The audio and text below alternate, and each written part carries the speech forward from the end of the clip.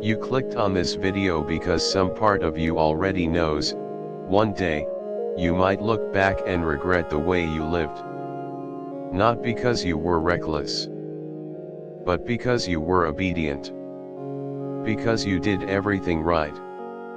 You stayed polite, agreeable, modest. You waited. You listened.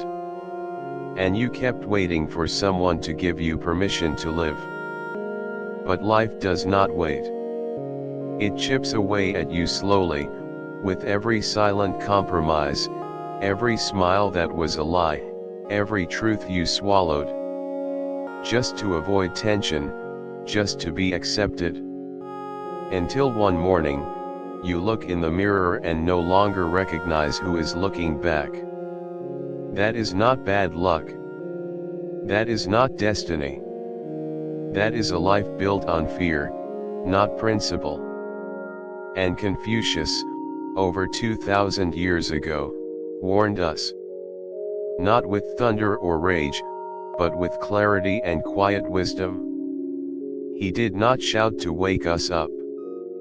He whispered the kind of truths we ignore until it is too late.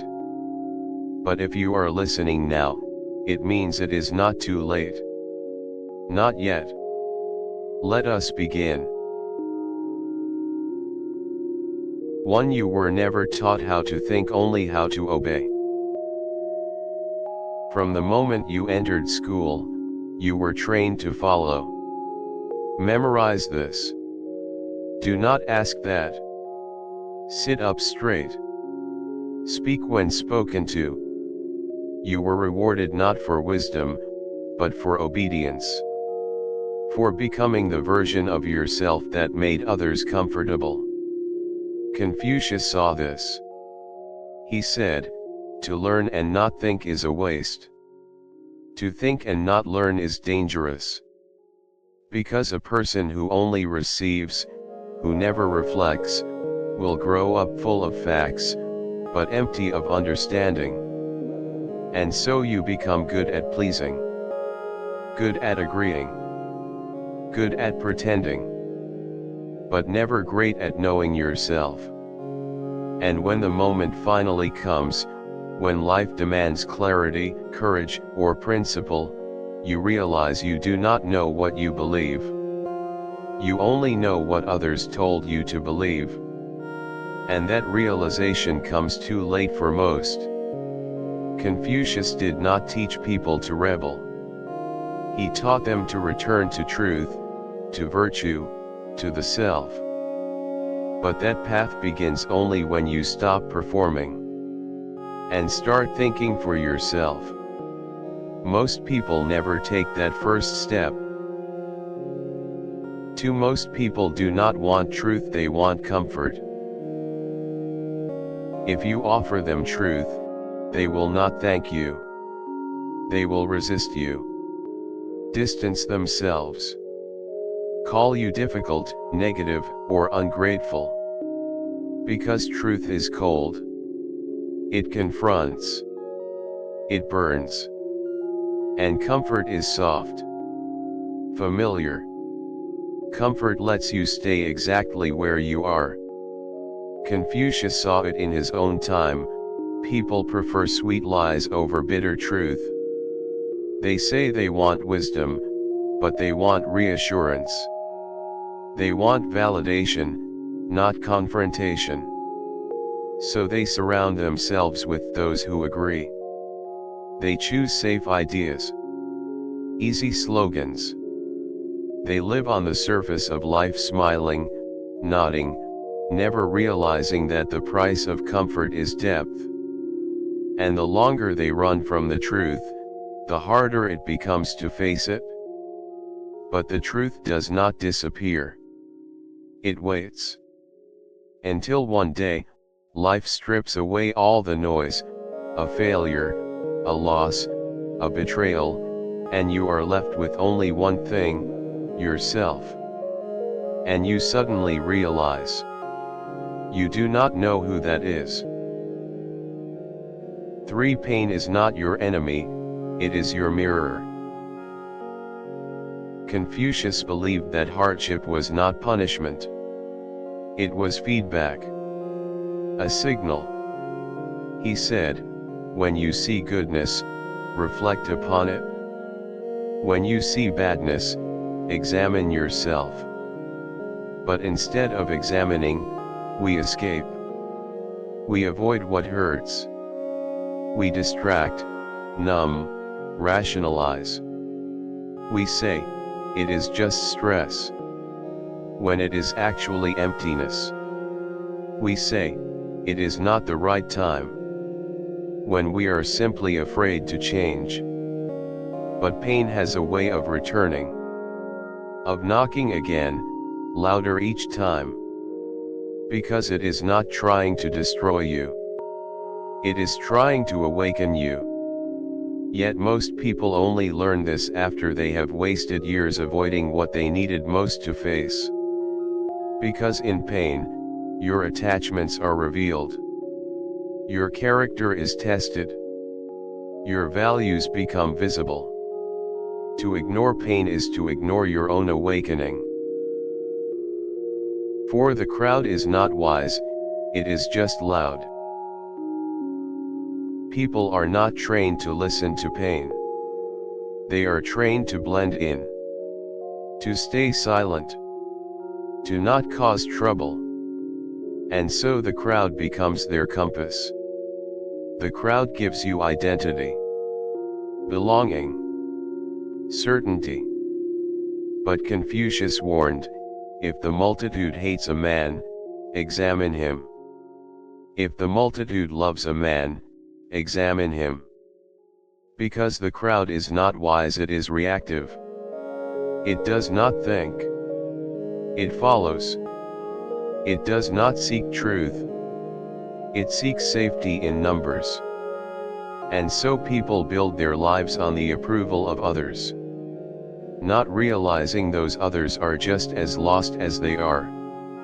They do not ask, what do I value? They ask, what will they like? And the cost of belonging becomes your own truth, your own soul, your own life.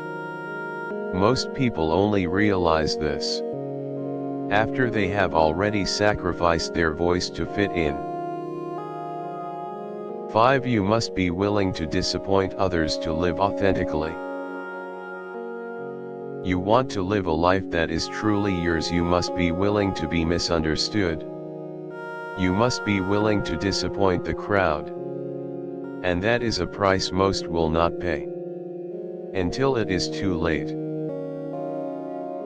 6. Discipline is not born from motivation, it is born from self-respect. Most people wait to feel ready. They wait for motivation, for the right time, for inspiration. But Confucius would have called that an illusion. Because if your values depend on your feelings, then your character is only as strong as your mood. He said, the expectations of life depend upon diligence. The mechanic that would perfect his work must first sharpen his tools. Discipline is that sharpening. It is not glamorous. It is not loud. It is often quiet, repetitive, and unseen. But it builds something far stronger than motivation ever could: identity. You do not brush your teeth because you are inspired. You do it because it is who you are. You do not speak the truth because it feels good. You do it because your words represent you. Discipline means keeping your promises to yourself. Even when no one is watching. Even when it is hard. Especially when it is hard. Most people think they have a motivation problem. What they really have is a self-respect problem. Because when you value yourself, you act in alignment with your principles, not your passing emotions. And by the time they realize this, they have already broken too many promises to themselves. They no longer trust their own word. 7. Not everyone will celebrate your growth, and that is part of the path. In the beginning, people support you. They cheer you on. But that is because they still recognize you. They see the version of you they are comfortable with. The agreeable one. The predictable one. But when you start setting boundaries, when you speak with clarity, when you stop shrinking, that is when the shift begins. Confucius said, "To be wrong is nothing, unless you remember it afterward." But many people around you do not want to remember. They do not want to reflect. And your growth forces them to. Your ambition becomes a mirror for their hesitation. Your progress becomes a threat to their comfort. Your confidence becomes a contradiction to the version of you they held onto. So they pull back. They question you. They minimize you. And they call it change. As if change were something to fear. But the truth is, the version of you they miss was never really you. It was the part of you that kept the peace by betraying yourself. You will lose people. You will lose versions of yourself. But what you gain is clarity, strength, and peace that does not require permission. Most people learn this only after they have tried to drag the past with them. Only to realize that growth and approval rarely walk the same path. 8. The shadow you ignore will become the master you serve. Confucius did not write about psychology. But he understood the danger of unacknowledged emotions. He said, "Do not be concerned that no one recognizes your merits. Be concerned that you may not recognize theirs." What does that mean? That resentment, jealousy, anger, they do not appear without reason. They grow from neglect, from wounds left unhealed, from parts of you dismissed, repressed, forgotten. Modern thinkers call it the shadow. Confucius called it the importance of self-examination. Because if you do not know yourself, you will be ruled by the parts of you that remain in the dark. Your shadow does not go away when you ignore it. It becomes louder. It sabotages relationships. It speaks when you do not want it to. It reacts instead of responds. But if you face it, if you sit with the discomfort, the guilt, the shame, you begin to integrate. You stop pretending to be perfect. You stop hiding from your own humanity. And slowly, the shadow that once ruled you becomes the ally that protects you. But most people never go that far. They destroy things they love. They push away people who care. And they think life betrayed them. When really, it was just the part of themselves they refused to meet. 9. People pleasing is not kindness, it is fear in disguise. You think you are being generous. You think you are being understanding. But what you are actually doing is avoiding discomfort. You are bending to fit into spaces you have outgrown. You are sacrificing your truth to avoid rejection. Confucius taught, "Respect yourself and others will respect you." But if you constantly shapeshift to gain acceptance, you teach the world to love your mask, not your face. The tragedy is not that others misunderstand you. The tragedy is that you lose sight of who you really are. You water yourself down.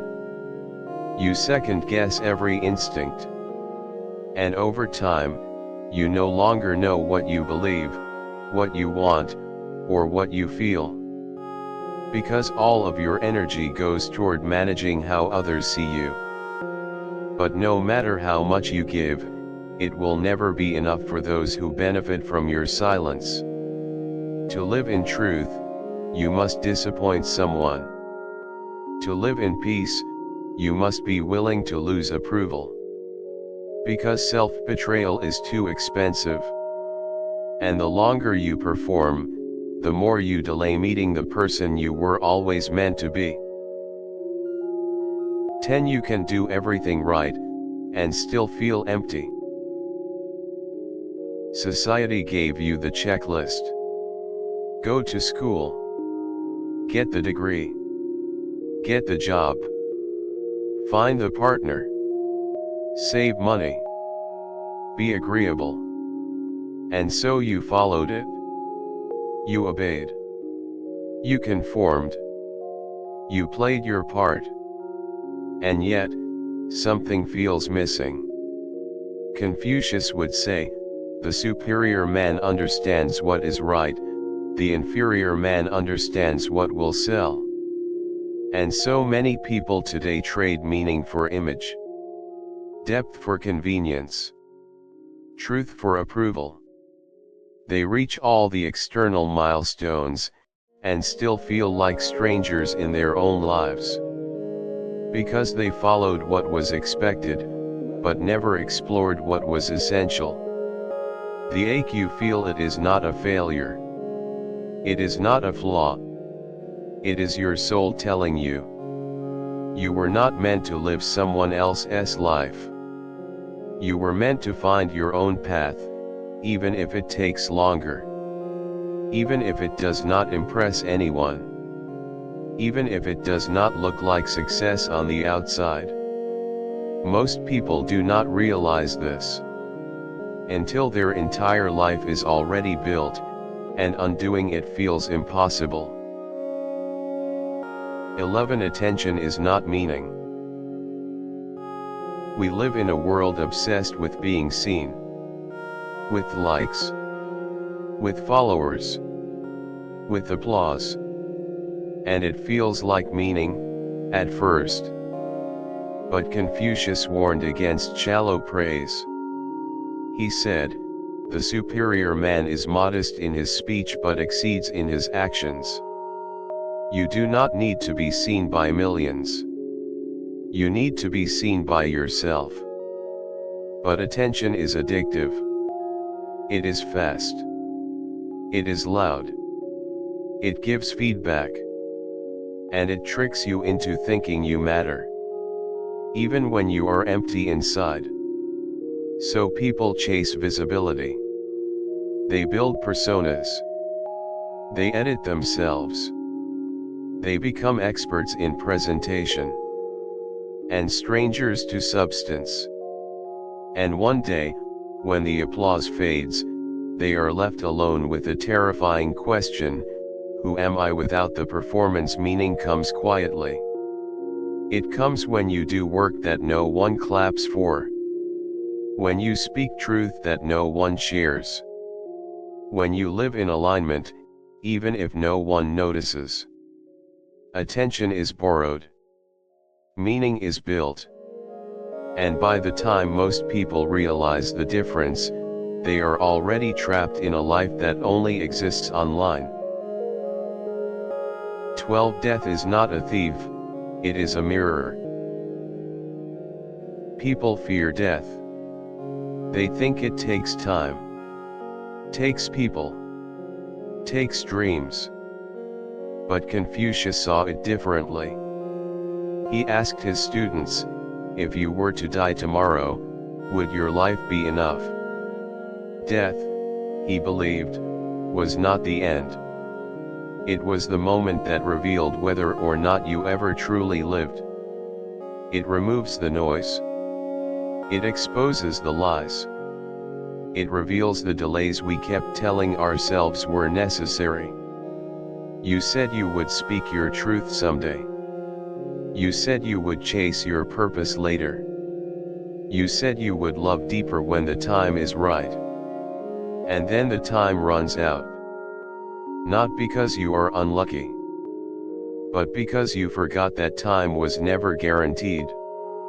When death appears, it does not steal, it clarifies. And it leaves you with one final question: were you living, or just continuing? 13. Freedom will cost you everything that is not real. This is the most painful truth, and the most liberating. Confucius never used the word freedom in the way modern minds do. But he lived it. He taught that true peace comes not from avoiding chaos, but from standing firm in virtue when the world pulls you in every direction. He said, "To see what is right and not do it is the want of courage." And to become truly free, you must walk away from the illusions that kept you safe. You must let go of the false friendships, the roles you played to be accepted, the masks that brought you attention. You must say no when it costs you comfort. You must stand alone when no one agrees. You must be willing to lose everything fake, to gain what is real.